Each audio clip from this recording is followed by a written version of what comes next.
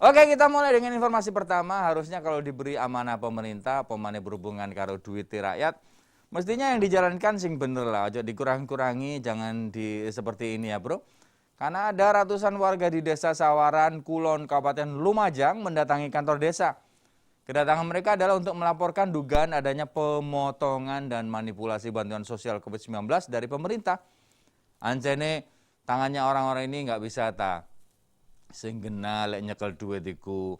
Mbok sing amanah gitu loh. Kayak aku yang diberi amanah oleh orang tuanya Sheila untuk menjaga dan membahagiakannya ya. Ya pasti akan saya lakukan walaupun harus geger dengan Mbok Uwek nang omah.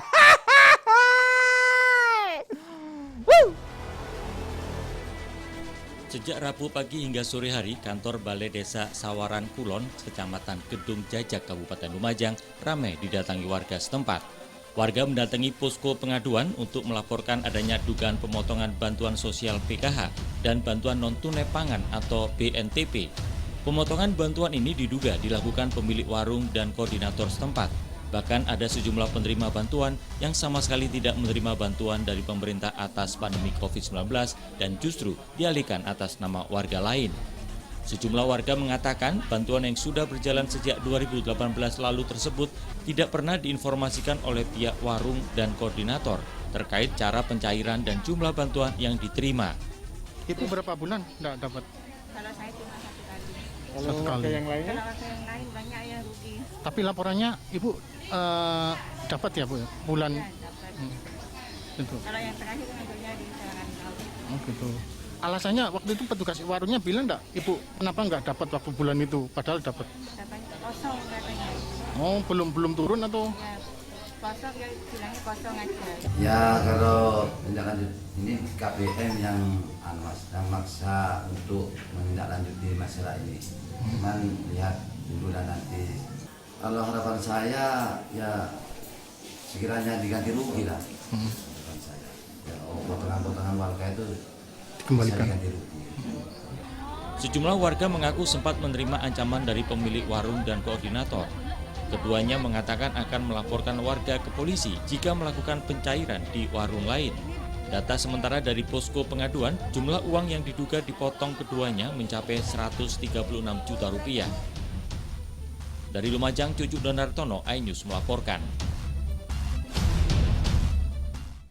136 juta itu angka yang besar ya bro ya.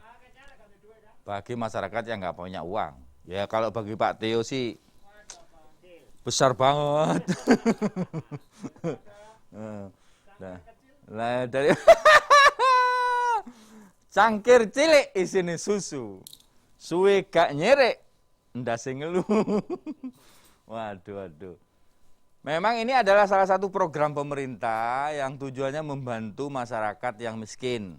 Satu.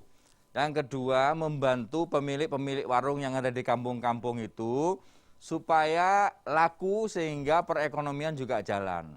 Jadi muterlah duit itu ya, masyarakat dapat bisa beli, yang warung juga punya punya pelanggan.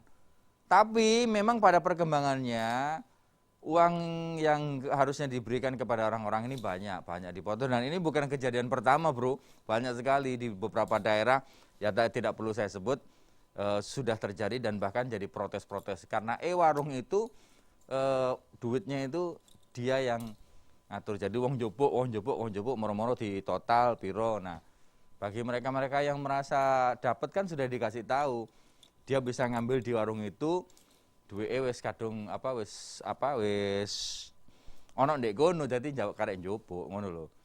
Tapi kemudian banyak yang memanfaatkan ini untuk sesuatu yang ambekan loro kabeh nganggo ngene iki. Yang kemudian digunakan untuk memenuhi kepentingannya sendiri dengan mengeruk keuntungan. Padahal kan tujuannya untuk membantu pemilik warung itu supaya warungnya laku. Kita tahu akhir-akhir ini kan banyak yang minimarket di mana-mana yang kemudian ini menyebabkan warung-warung yang ada di kampung-kampung itu sepi.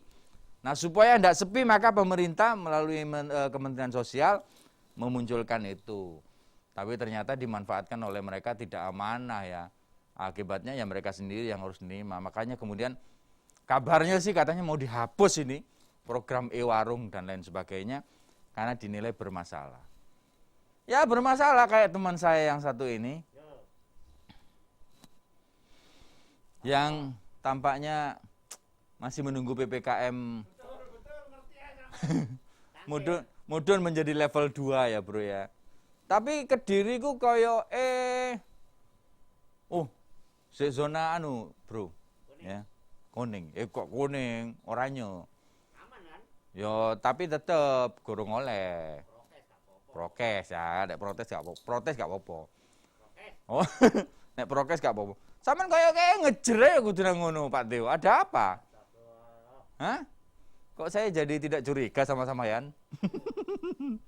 Makanya bro, kalau kita diberi amanah, maka jalankanlah amanah-amanah ini dengan baik dan benar, sehingga tidak menimbulkan persoalan-persoalan yang akan menyeret Anda pada urusan dengan pihak berwajib.